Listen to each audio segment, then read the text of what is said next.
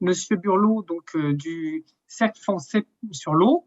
Est-ce que, Monsieur Burlot, vous pourriez vous présenter ainsi que le Cercle français pour l'eau, s'il vous plaît? Bien, écoutez, d'abord, je m'excuse de ne pas avoir pu assister à tout le début de votre réunion. Saluer évidemment mes amis de la NEB. Donc, Thierry Burlot, moi, j'ai une longue expérience d'élu, si je puis dire, puisque j'ai été maire de ma commune, j'étais président de la communauté de communes pendant 3 mandats, conseiller régional de Bretagne pendant 17 ans, président du comité de bassin aujourd'hui Loire-Bretagne, qui est le Parlement de l'eau de la Loire et de la Bretagne, et président du Cercle français sur l'eau, qui est une association qui vise d'acteurs qui vise à réfléchir autour de ces grandes questions qui nous sont posées aujourd'hui. Très bien. Donc là, on va pouvoir aborder un peu librement vos propositions, parce que vous avez fait des consultations en interne dans le cadre du Cercle français pour l'eau. Et donc, on va poser plusieurs questions donc, dans la demi-heure qui nous reste. Alors, tout d'abord, je vais poser une question. Comment notre système de gestion est-il articulé en France et qu'est-ce qui fonctionne bien selon vous, en fait? Écoutez, moi je crois qu'il y a des lois fondatrices sur l'eau en France.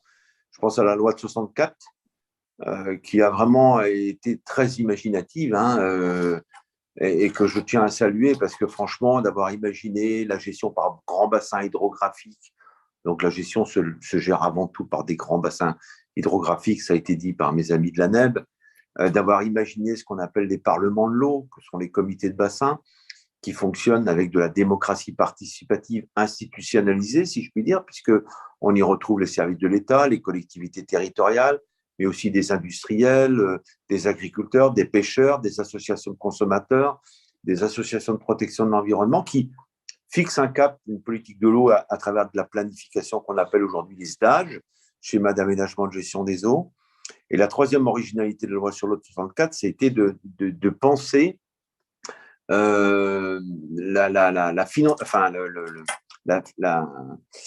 financement de ces politiques publiques à travers la création des agences de l'eau sur le principe pollueur-payeur. J'utilise, je consomme, je paye une taxe qui vient au service de la politique d'amélioration de la gestion quantitative et qualitative de l'eau. Donc, cette loi 64 a été fondatrice, elle a fait école dans le monde d'ailleurs, et elle fait encore école dans le monde. Et il y a eu une deuxième loi qui m'apparaît importante, c'est la loi de 92, et mes collègues de la NEB ont précisé aussi les tenants et aboutissants, c'est-à-dire qu'on avait imaginé les stages sur des échelles de grands bassins, la Loire, Rhône-Méditerranée-Corse, Rhin-Meuse, etc. Mais il faut atterrir dans les territoires.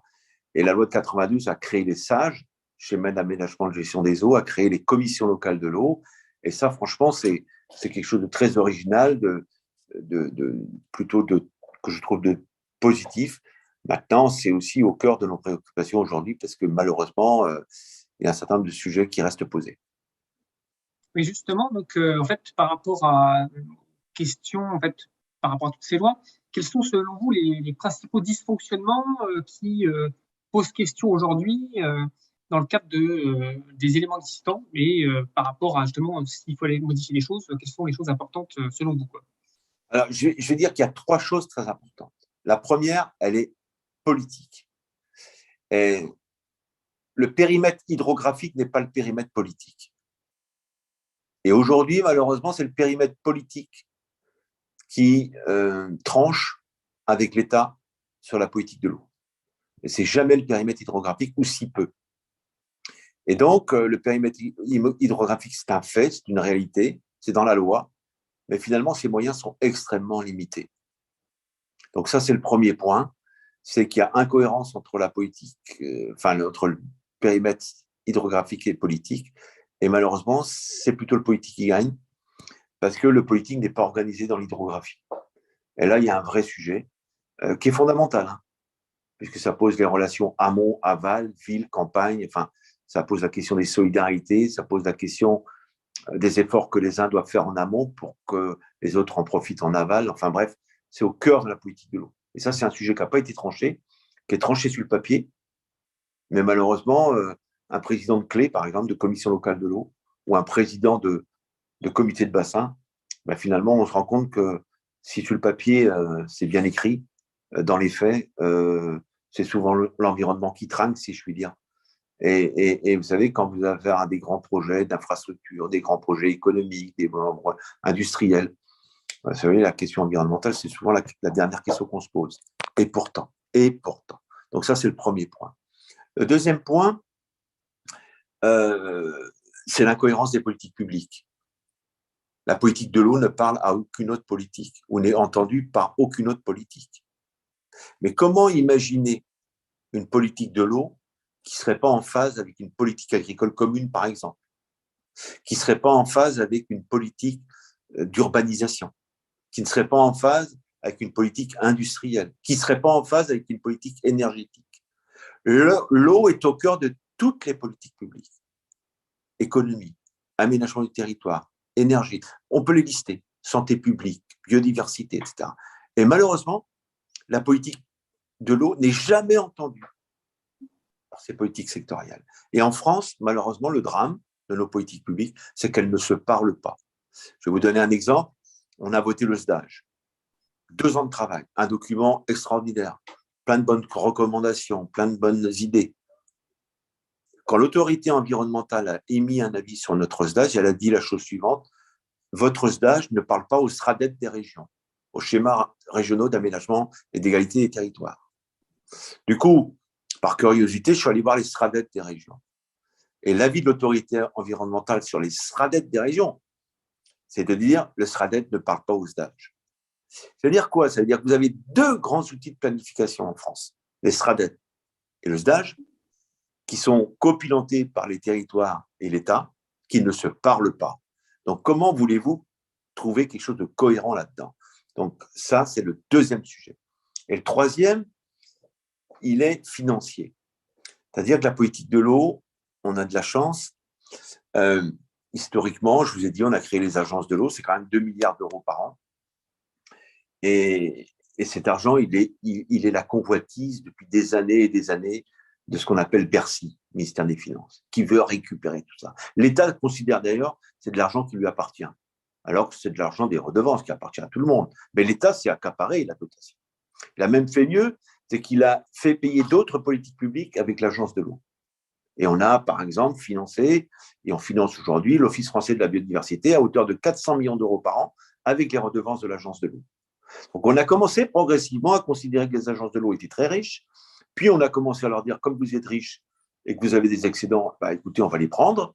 Et comme, voilà, c'est de l'argent qui nous appartient, nous, l'État, voilà. D'ailleurs, je vous ferai remarquer que les agences de l'eau sont toutes présidées dans leur conseil d'administration par des préfets.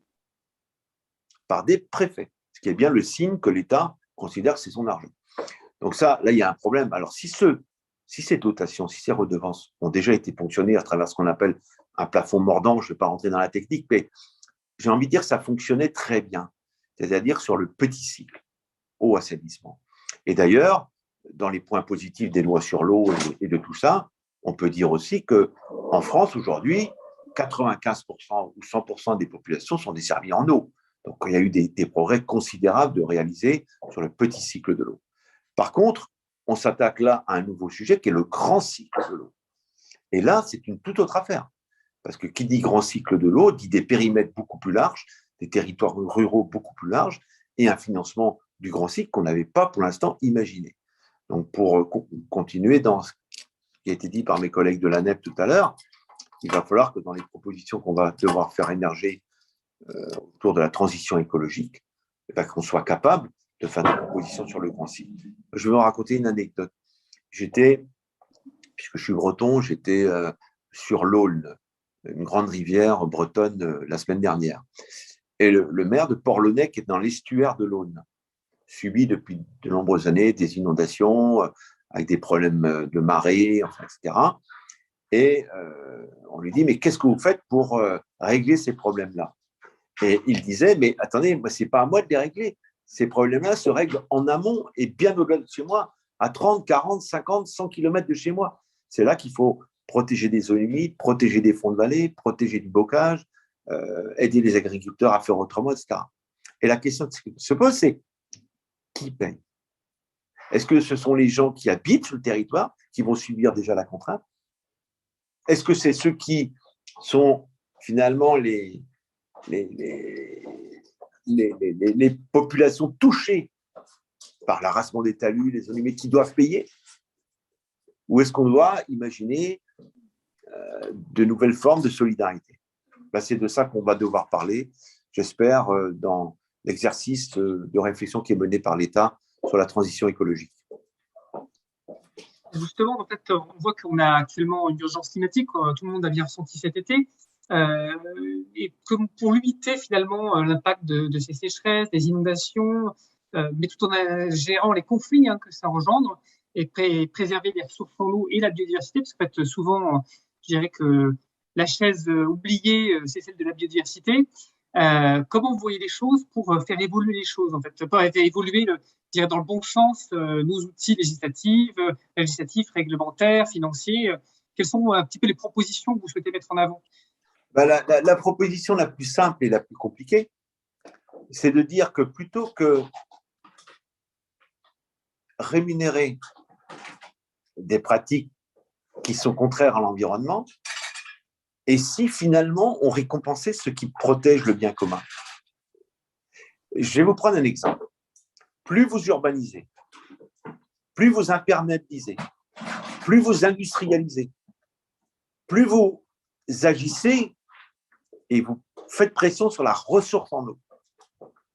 Dans les faits, pour les collectivités, ça se traduit par plus de DGF, plus de taxes d'habitation, plus de taxes foncières et plus de moyens.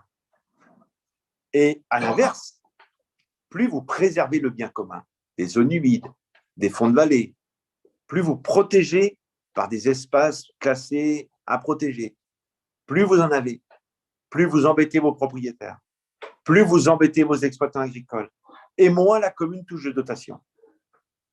Il y a quand même quelque chose qui ne va pas. Et moi, je pense que l'environnement aujourd'hui, ça ne peut pas être de la décroissance. L'environnement, ceux qui osent préserver la ressource en eau, ceux qui osent préserver la biodiversité doivent être aidés dans la cohérence des politiques publiques. Et on doit arrêter. Aujourd'hui, il y a une course effrénée au développement sans se poser la question des ressources naturelles. Mais que sera demain le développement économique et l'urbanisation si on est incapable d'alimenter nos populations en eau potable? Donc voilà, moi je crois qu'il faut réinverser notre logiciel de pensée et il faut que les aides publiques encouragent ceux qui préservent le bien commun au profit de tous. Et ça, c'est une grande révolution qu'il faudra engager. Vous savez, quand vous êtes dans une commune, moi j'étais maire d'une commune rurale, plus vous avez de linéaires de route, plus vous êtes aidé au titre de la DGF. Eh bien, pourquoi on n'introduirait pas la notion de plus j'ai protégé le bien commun, plus j'ai protégé de zones humides, plus j'ai installé de haies bocagères, plus j'ai préservé le bocage, plus j'ai préservé les fonds de vallée, ben, je suis aidé. Ça me paraît du bon sens. Parce que si on parle de patrimoine commun, on est bien dans le patrimoine commun, là, pour le coup. Et donc, justement, en fait, par rapport aux évolutions que vous invoquez ou d'autres évolutions, par ailleurs, qu'on a pu évoquer avec la NEP, par exemple, certains militent pour une nouvelle loi sur l'eau, une nouvelle loi. De votre côté, que pensez-vous justement des besoins en termes de changement de loi ou d'autres outils qu'il faudrait mettre en œuvre? Ben, écoutez, moi, je vous ai dit un petit peu ce que je pensais des lois actuelles. Il y a des manquements, c'est sûr. Au CFE, au Cercle français de l'eau, on a réfléchi à la question. On a rencontré beaucoup d'experts. On a donné la parole. Il y a plus de gens qui nous ont dit qu'on avait plus à perdre qu'à gagner d'une nouvelle loi sur l'eau. Vous savez, moi, ce que je crains le plus aujourd'hui, c'est que la guerre de l'eau, on la vive en métropole. Entre ceux qui disposeront d'une eau et ceux qui n'en auront pas. Parce que vous savez, l'eau, sans eau, pas de développement. Donc l'eau va être au cœur de la vie de nos territoires. Ça va faire l'objet de tensions.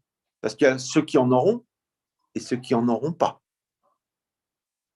Et donc, il va falloir de la solidarité. Et ce n'est pas les outils qui nous manquent. Ce qui nous manque, ce sont la parole des outils, la parole de l'eau. Et je pense que l'été qu'on vient de vivre doit tous nous faire réagir. On ne peut pas continuer comme ça. Cette ressource, elle n'est pas inépuisable. Elle est fragile. Elle mérite attention collective.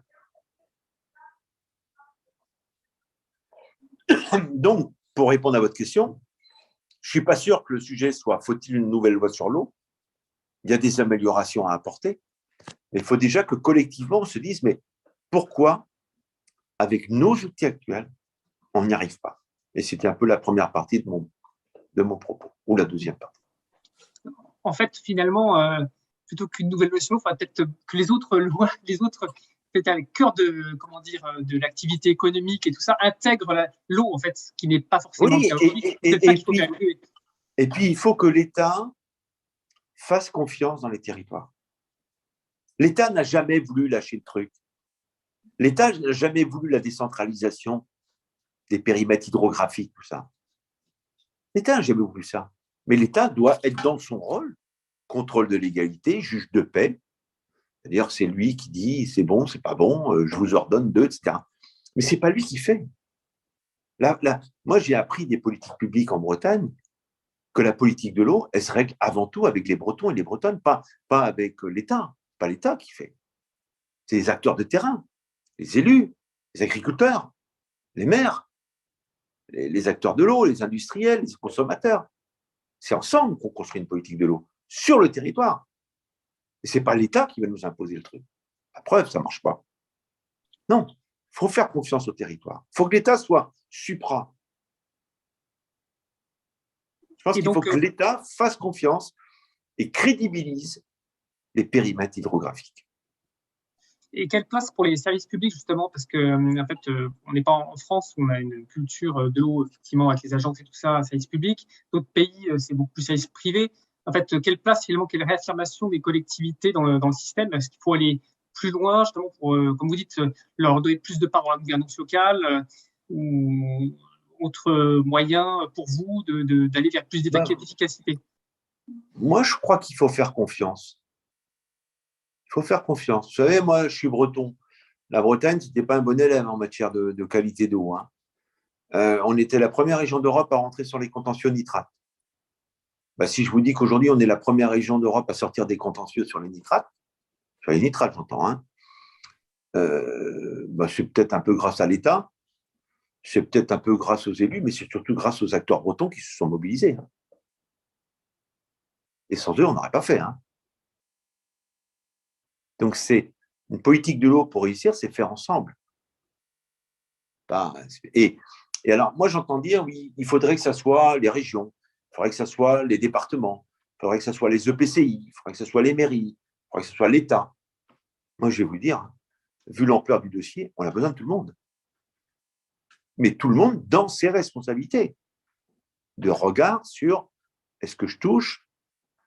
Vous savez, on va être obligé de la partager, cette eau. Vous avez vu ce qui s'est passé il y a 15 jours dans les Deux-Sèvres sur les bassines, là. Un État qui dit j'ai un protocole d'accord, j'y vais, etc. Alors, c'était dans le cas du Varenne, c'était compliqué, etc. Mais moi, je pense qu'il faut qu'on tire leçon de ce qui se passe là. Et puis, attendez, ça, c'est pas. Il y a un président, mais il y en a d'autres. Nos populations sont très inquiètes sur une certaine forme, pour certains, qui se opère la confiscation de l'eau. Attention, hein, l'eau, c'est un bien public, c'est un bien commun. Donc, il faut que la collectivité publique dans son ensemble soit très forte et très mobilisée et très impliquée. Vous avez vu dans les Deux-Sèvres, c'est un projet qui apparaît très agricole. Moi, je pense qu'un projet de stockage de l'eau qui n'aurait qu'une vision agricole, ça sera très, très difficile à faire passer. Je pense qu'on a tous besoin d'eau. Donc, il faut parler multi-usage, multi-solutions. Et on arrivera à stocker de l'eau dans les sols ou ailleurs que si on est capable de travailler sur des solutions fondées sur la nature, sur des économies d'eau, sur de la réutilisation, sur un panier de solutions. Et le bon sens permettra peut-être de stocker de l'eau en dehors des sols. Mais la condition, c'est de faire tout le travail avant. Et ça, vous pouvez le faire qu'avec des territoires forts, mobilisés, et une implication de tous les acteurs. Sinon, ça va être perçu comme une confiscation de l'eau par certains. Et ça ne peut pas passer. Donc la question de la gouvernance, la question du... Vous savez, moi, ce qui m'a surpris dans les Deux-Sèvres, vous avez vu la tension entre les agriculteurs, enfin, sur le projet des bassines, avec les opposants. Je ne sais pas si vous avez remarqué, il n'y a pas eu beaucoup d'élus à s'exprimer, hein, à part ceux qui étaient contre. Pourquoi? Parce que tout le monde a bien compris que l'eau allait devenir un sujet de tension. Parce qu'aujourd'hui, on sait tous qu'on ne peut pas continuer sur le schéma actuel et qu'il va falloir mieux la gérer, mieux la protéger et surtout la partager. Et donc, avec toutes ces questions, au-delà de la gouvernance, il y a la question des financements. Quelles sont un peu les propositions du Cercle français sur l'eau par rapport à ces questions de financement? Ben, la question des propositions, on va les travailler. Sur le petit cycle, je n'ai rien à dire, mis à part le plafond mordant, mais ça on le sait. Et sur le grand cycle, il va falloir trouver des mécanismes. Moi, je trouvais que la taxe sur l'imperméabilisation des sols, ce n'était pas idiot. C'est-à-dire que plus j'imperméabilise, donc plus je fais de bêtises, ben plus je paye. Et au profit de solutions fondées sur la nature, moi, je trouve ça, pourquoi pas. Vous savez, les villes se développent à une vitesse. Moi, je vois en Bretagne, par exemple, on nous annonce la Bretagne à 4 millions d'habitants en 2050. On est 3,4 millions. Hein. Donc, on va gagner 600 000 habitants. Ben, écoutez, je ne vous dis pas l'impact sur tout ça. Hein. Ben, pourquoi aujourd'hui, sur les permis de construire, sur tout ça, on n'instaurerait pas une taxe pour justement permettre le financement du grand cycle de l'eau, par solidarité, quoi. Enfin, on aura des propositions à faire. Je ne vais pas rentrer dans le détail, mais il y a des choses assez simples qu'on peut mettre en œuvre. Hein. Et peut-être petit ainsi, c'est qu'en France, il y a des gens qui disent que l'eau est trop chère, donc que l'eau est pas assez chère. Par rapport à ce prix de l'eau, notamment aussi le fait que les redevances sont payées plus par les usagers que par les agriculteurs ou d'autres. Il y a des questions, en fait, entre guillemets, de qui finance quoi. À votre point de vue, est-ce que Bah le prix oui. de l'eau reflète une bonne réalité? Bah, bon, alors d'abord, je vais commencer par les redevances payées par les agriculteurs. Bon, on sait bien qu'elles sont trop faibles par rapport à ce qu'ils consomment, mais les pauvres, vous avez vu déjà les revenus des agriculteurs. Vous avez vu le problème des agriculteurs aujourd'hui, c'est qu'on ne paye pas leurs produits. Donc, si on payait leurs produits à leur juste valeur, on pourrait leur demander une redevance supplémentaire, mais ce qui n'est pas le cas. Donc, je suis très mal à l'aise comme sujet. Et c'est vrai qu'ils ne payent pas à hauteur, et c'est vrai que nous, plus, on ne paye pas nos produits alimentaires à hauteur. Ça, c'est le premier point. Deuxième point, le prix de l'eau, en France, il est quand même relativement correct. Quand vous le comparez au prix du téléphone, de l'énergie et tout le reste, attendez, sans eau, vous ne faites rien. Hein. Donc moi, je veux bien, mais on a quand même des prix de l'eau qui sont... moi, je préfère avoir un prix de l'eau un peu élevé, mais garantir une eau en quantité et en qualité. Voilà. Vous savez, si vous assurez la sécurité de l'eau potable au robinet, c'est quand même un vrai métier. Quand vous voyez le prix de l'eau en bouteille aujourd'hui, c'est un vrai service que vous apportez. Et c'est un service populaire, accessible à tous. Donc, il faudra peut-être payer un peu plus cher, mais moi, je pense sincèrement que le sujet, il n'est pas trop là. Évidemment, tout le monde a tendance à augmenter les prix, mais sans eau, on ne fait rien. Hein. Donc, on en a besoin. Et puis, il va falloir l'économiser. C'est-à-dire que prendre de l'eau potable pour la mettre dans la chasse d'eau, excusez-moi, on peut peut-être faire mieux, quoi. Et là aussi, il faudra que les autorités sanitaires bougent sur la possibilité de réutiliser les eaux et un certain nombre de choses. Très bien. Donc là, on a fait à peu près le tour un petit peu des différentes réflexions que vous avez en cours. Est-ce que, comme la NED, vous allez finalement aussi saisir le ministère dans le cadre de la planification écologique? Ah ben, évidemment, évidemment, c'est pour nous l'opportunité de valoriser tous les travaux que nous avons réalisés. Et puis avec notre délégué général Florence Demas, on va faire des propositions. On va participer au groupe de travail du CNE et croyez bien que les acteurs de l'eau, depuis maintenant plusieurs mois, il y a eu les assises, il y a eu le résultat des assises, il y a eu la sécheresse, il y a eu la canicule, on est attendu. Croyez bien qu'on va faire des propositions et on saura être exigeant, mais encore une fois, pour le bien-être de ce bien commun. Donc, si les gens veulent voir un petit peu plus d'informations sur vos propositions, il faudra qu'ils se reportent sur votre site internet, j'imagine. Oui, pas de souci. On vous fera passer toutes les coordonnées, bien sûr, sans aucun problème, avec plaisir même. Très bien. Eh bien, écoutez, merci. On a terminé les principales interventions. Peut-être avant de se quitter, j'aime bien demander un petit mot de la fin à chacun d'entre vous. Alors, bah, écoutez, on va commencer par Monsieur Fribourg-Blanc, s'il est toujours avec nous. Est-ce que monsieur... Oui, il arrive. Oui, je suis toujours là. Je ne peux pas réactiver ma vidéo, mais Pas de souci, pas de souci. mais, Donc, juste peut-être un petit mot de la fin pour clore cette session. ben, par rapport à la législation sur l'eau, on a pu voir effectivement que cette législation, elle a évolué au cours du temps pour s'adapter petit à petit aux problématiques qui se posent.